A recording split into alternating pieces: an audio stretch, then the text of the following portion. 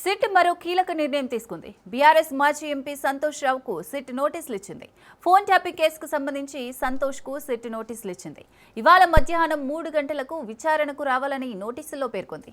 ఈ కేసులో ఇప్పటికే కేటీఆర్, హరీష్ రావుకు నోటీసులు జారీ చేసి విచారించగా తాజాగా బీఆర్ఎస్ మాజీ ఎంపీ సంతోష్కు నోటీసులు ఇచ్చింది ఈసీ. అలాగే మంగళవారం మధ్యాహ్నం 3 గంటలకు జూబ్లీహిల్స్ పిఎస్ విచారణకు హాజరు కావాలని స్పష్టం చేసింది. సిఆర్పిసి 160 కింద నోటీసులు ఇచ్చింది. సిట్ నోటీసులపై సంతోష్ రావు స్పందించారు. సిట్ విచారణకు హాజరై పోలీసులు అడిగే ప్రశ్నలకు సమాధానం ఇస్తానన్నారు సంతోష్ రావు.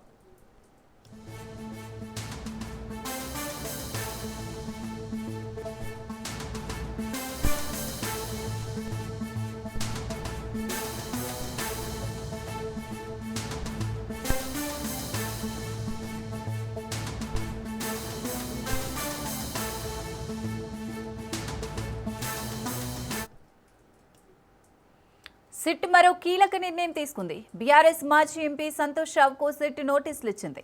ఫోన్ ట్యాపింగ్ కేసుకు సంబంధించి సంతోష్కు సిట్ నోటీసులు ఇచ్చింది. ఇవాళ మధ్యాహ్నం 3 గంటలకు విచారణకు రావాలని నోటీసుల్లో పేర్కొంది.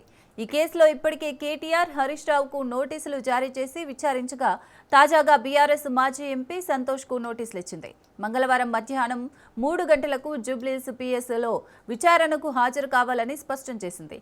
సిఆర్పిసి 160 కింద నోటీసులు ఇచ్చింది. సిట్ నోటీసులపై సంతోష్ రావు స్పందించారు. సిట్ విచారణకు హాజరై పోలీసులు అడిగే ప్రశ్నలకు సమాధానం ఇస్తానన్నారు సంతోష్ రావు.